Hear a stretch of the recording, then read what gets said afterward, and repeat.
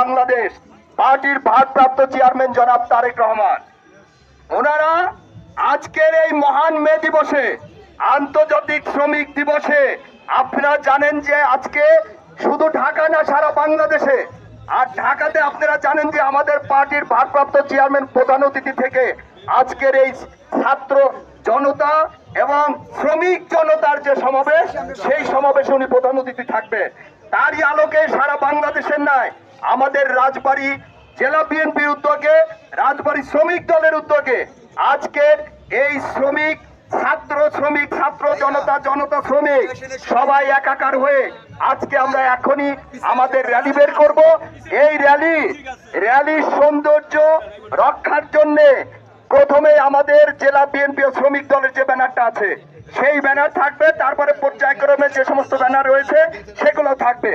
আর আমরা শ্রমিক দিবসের যে সমস্ত স্লোগান রয়েছে সেই সমস্ত স্লোগানে আজকে রাজবাড়ী শহর আমরা প্রকম্পিত করে তুলব। প্রিয় নেতৃবৃন্দ, আমরা জানি যে ঐতিহাসিক 1886 সালের 6 মে আমেরিকার শিকাগো শহরে এই শ্রমিকরা বুকের তাজা রক্ত ঢেলে দিয়ে সেদিন থেকে কিন্তু 8 ঘন্টা আমাদের কাজের যে সময়সীমা সেটা নির্ধারণের জন্য বুকের তাজা রক্ত ঢেলে দিয়েছিল। এবং তারই আলোকে আজকে আমরা এই দিনটাকে স্মরণীয় করে রাখার জন্য সারা পৃথিবীর মতো বাংলাদেশেও এই আন্তর্জাতিক শ্রমিক দিবস আমরা কিন্তু পালন করি। আজকের এই শ্রমিক দিবসে, পহেলা মে দিবসে আমাদের অঙ্গীকার হবে, পহেলা মে দিচ্ছে না, বৈষম্য নিপাত যাক। এবং আজকে শ্রমিক দিবসের অঙ্গীকার, আমাদের ফ্যাসিবাদের পতন হয়েছে কিন্তু আমরা এখনো গণতন্ত্র মুক্তি পাইনি। আমাদের মানুষের ভোটের অধিকার কিন্তু এখনো আমরা প্রতিষ্ঠিত করতে পারিনি। কাজে গণতন্ত্রকে ফিরিয়ে আনার জন্য, ভোটের অধিকার ফিরিয়ে আনার জন্য আজকে এটাই হবে আমাদের শ্রমিক দিবসের মূল প্রতিপাদ্য।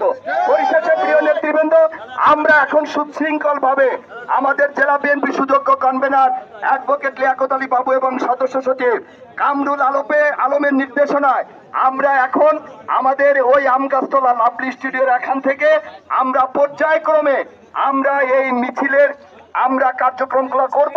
এবং একজন নেতাকর্মী যেন আজকে মাঠে অথবা ছায়ায় বা ঘরের ভিতরে আমি না দেখি, আমি কিন্তু আপনাদের সঙ্গে সবাই পিছনে থাকবো।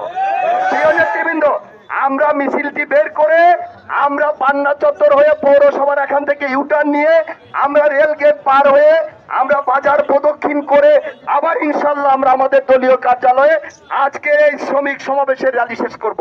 ধন্যবাদ সবাইকে আপনাদের।